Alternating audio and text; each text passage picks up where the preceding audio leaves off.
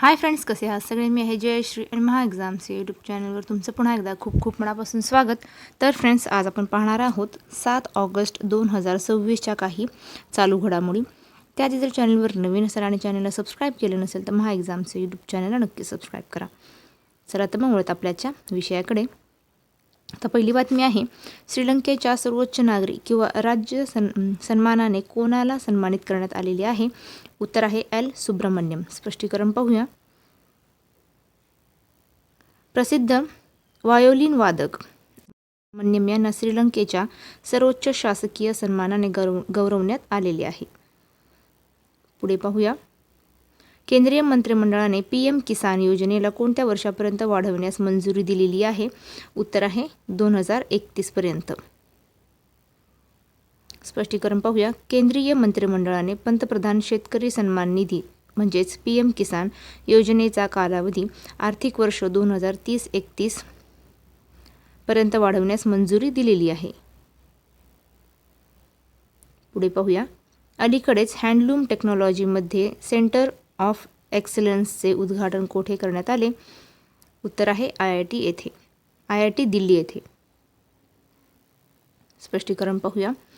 IIT दिल्लीमध्ये handloom तंत्रज्ञानातील centre of एक्सलन्सचे उद्घाटन करण्यात आले आहे. तसेच QS वर्ल्ड युनिव्हर्सिटी रँकिंग 2027 मध्ये IIT दिल्ली ही भारतातील सर्वोच्च शिक्षण संस्था ठरलेली आहे.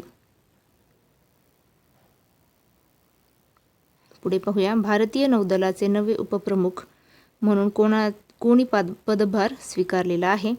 उत्तर आहे व्हाईस ॲडमिरल AN प्रमोद यांनी. पुढे पाहूया.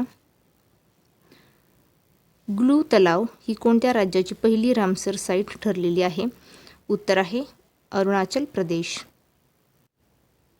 स्पष्टीकरण पाहूया. ग्लू तलाव ही अरुणाचल प्रदेशची पहिली रामसर साईट बनलेली आहे. ही भारतातील 101वी रामसर साईट ठरलेली आहे.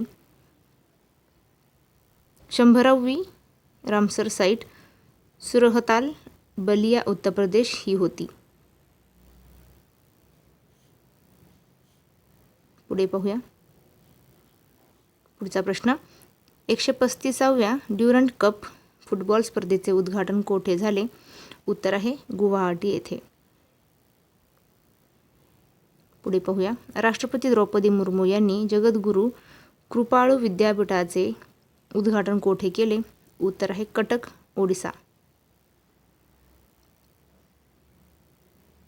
पुढे पाहूया. टूर डे फ्रान्स फेम्स या प्रतिष्ठित सायकल स्पर्धेत सहभागी होणारी पहिली भारतीय महिला सायकलपटू कोण ठरलेली आहे? उत्तर आहे हर्षिता जाखड. पुढे पाहूया. पुढचा प्रश्न.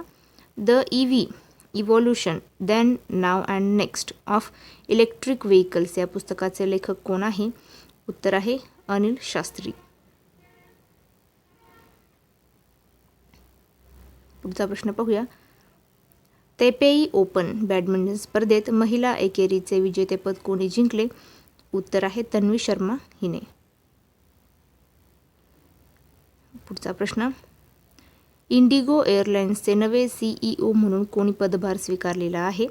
उत्तर आहे विली वॉल्स. तर फ्रेंड्स, थांबूया इथेच. भेटू पुढच्या व्हिडिओमध्ये. जय हिंद.